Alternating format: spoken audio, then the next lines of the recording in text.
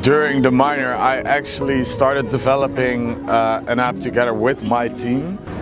We want to use an algorithm to recommend books that are close to the living world of children. Because actually we also found out that Dutch students dislike reading the most out of all 80 countries that they surveyed. So what we thought was, if we can get an algorithm to do that and then develop education around the reading, then we can maybe give some time back to the teachers to actually teach reading comprehension, and we can let the algorithm do all the recommending. The minor was about looking for a real-life problem or a problem specifically in the education, and to find a solution for it and prototype a solution for it.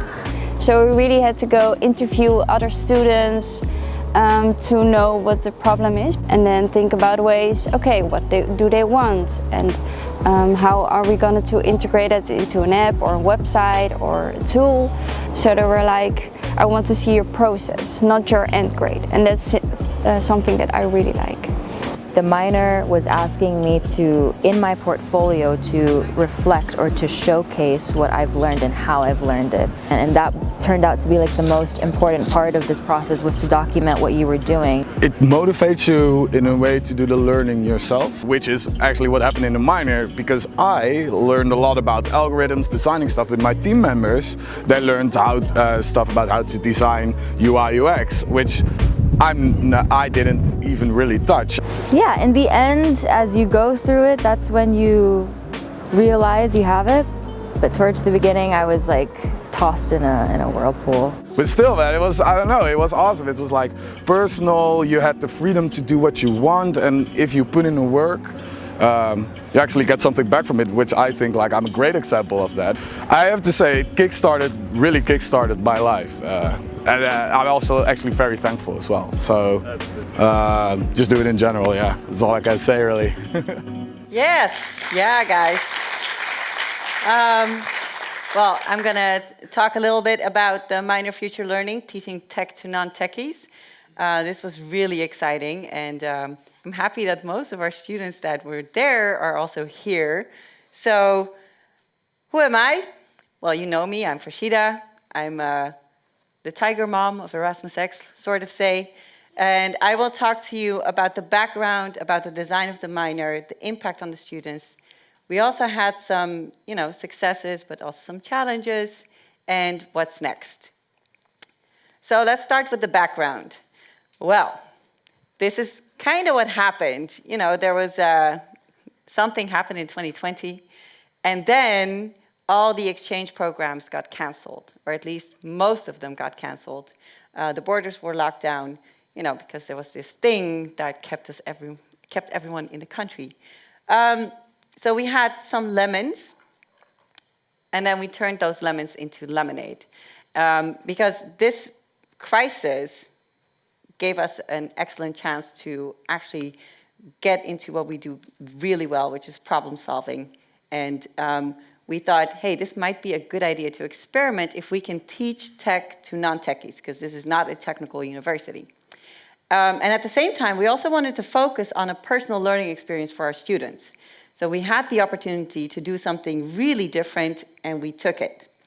And the goal, we had two goals. One was to enhance student agency, so actually put the student at the center of their own learning. And the other one was to enable students in their personal growth. Instead of looking at traditional assessments, such as a summative test at the end of a course, we wanted to see, do you grow in these 10 weeks that you're with us? So how did we design it? This should not be new to you, double diamond, design thinking. This was our process. So the double diamond gave students a framework that, with strict guidelines in how they had to do certain assignments and where they were in their own process. So in the first 5 weeks, it was all about discovering and it was about defining. After week 5, there should have been a definition of a problem that these students wanted to work on. They also had an intermediate evaluation at that point. And from week 6 to 10, students were working on their prototypes. And throughout the entire minor, from week 1 to week 10, they had to work on their personal learning plan. Now, we didn't want to focus on just knowledge transfer because the students were all working on their own specific problems in groups. They had to define a problem. We would not give them one. We didn't give them a literature list.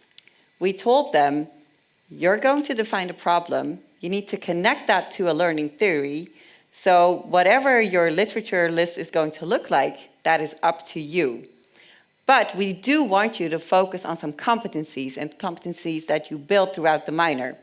And as inspiration, we took the book, The 10 Phases of Innovation, to identify on a very abstract level 6 major learning goals.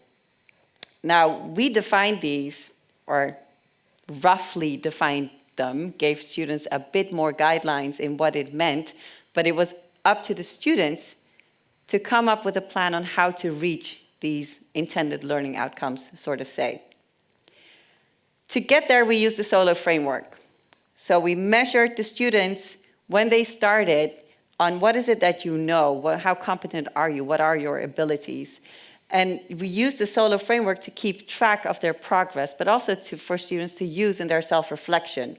Now, why did we use this SOLO framework? Why would you do that in the first place? Because first of all, it was all about personal development, personal and professional development. The second thing is that we wanted to give students some guidelines and some very helpful tools for feedback and reflection. And we wanted to correlate that to our assessment, which was not about the product at the end, but it was about the process on how you got there. So how does this work? Well, we used the SOLO framework.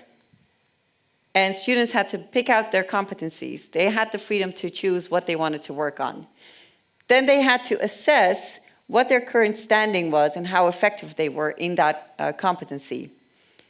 The second step was to set a goal for themselves. So they had to determine, when are you satisfied? What is your success? You know, when have you reached this goal? And then they had to draft a plan on how to reach that. And last but not least, they had to collect evidence.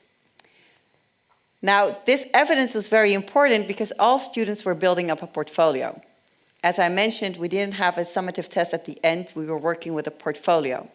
And this portfolio had 4 or 5 steps in it. First one was gathering the evidence. And all those little dots you see there, those are data points, and I'll get to that in a second. Second thing was that they were selecting which data points do I present in my portfolio. Third was summarizing all the competencies, all the evidence into a one-pager. And then they had to pitch their personal one-pager and portfolio to an independent committee and answer questions that this independent committee had for them. Now, I spoke about the evidence and data points. We used a framework of programmatic assessment in this minor, which also meant that we had to come up with all these data points for students. And to give students opportunities to use different data sets and different data points, they could collect and select different data points from all these activities. So they could go to a lecture and collect evidence on knowledge transfer, or they could go to a workshop and collect evidence on prototyping or ideation. And these were the 3 main categories, so training activities, assessment activities, and supporting activities. And at the end of the minor, the students had their own personal data set and also their own personal learning curve. Well, this is a little bit how it looked like, especially with the personal learning plan. The first step was to understand what is a personal learning plan. The second step was to actually develop one. And then the third step was to evaluate. And during this entire minor, they had dedicated coaches who would help them in iterations and in their self-evaluation as well. So what's the impact on students? Well, here you see 2 lines. We measured the level of co-creation between students and teachers. On that side, you can see where they started, and on this side, you can see where they ended. And as you can see, we have an increased level of co-creation, teacher and student. We also measured the level of metacognition before and after the minor. And as you can see, there's a steep increased there too. More importantly, once we had the evaluations out, this is what the students thought of this way of teaching. And these were, well, I think quite good numbers. And but the scales, what do they actually mean? But what we got out of this information is that students actually liked this type of education. Successes and challenges. Well, the successes were the role alignment, because as teachers, we had all to take a step back. We were no longer the sage on the stage like I am right now, but we had to turn into guides on the side, so we could only coach the students. Another thing is that by doing this, by taking a step back as a teacher, the students had more agency and they were working on their own competencies. And third but not last is the independent committee, who would actually assess the personal growth of the students at the end of the minor, and they would bring in a professional judgment from their own work. Another success was that it was very purpose-driven and authentic.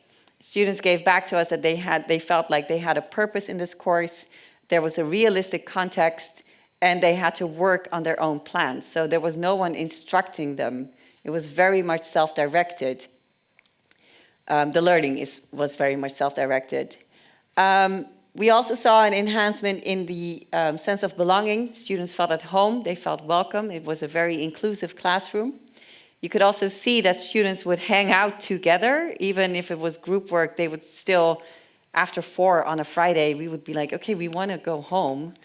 And they would still be in the classroom, but we're not ready yet, can we stay? So that was a really good outcome.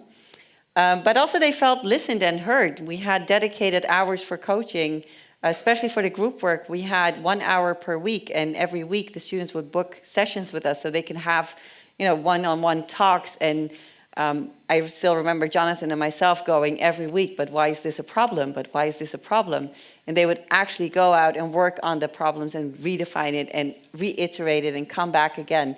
So they were taking it very seriously. Last but not least, the competency building, it was at the core of the minor.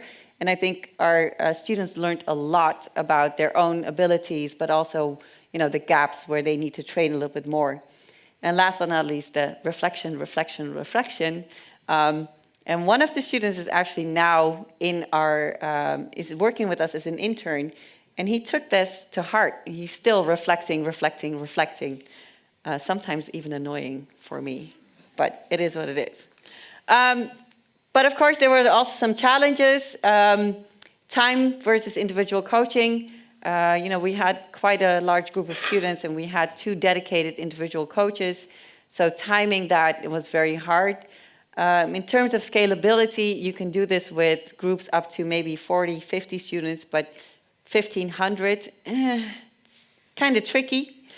For the students, what was really hard is the evidence. What kind of evidence proves that you've reached a certain competency or a certain level?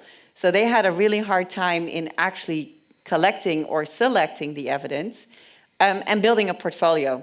One thing I have found out during this minor is that our students, sorry guys, suck at planning. They would start in week 8, and then rush it off. Another challenge was the mindset.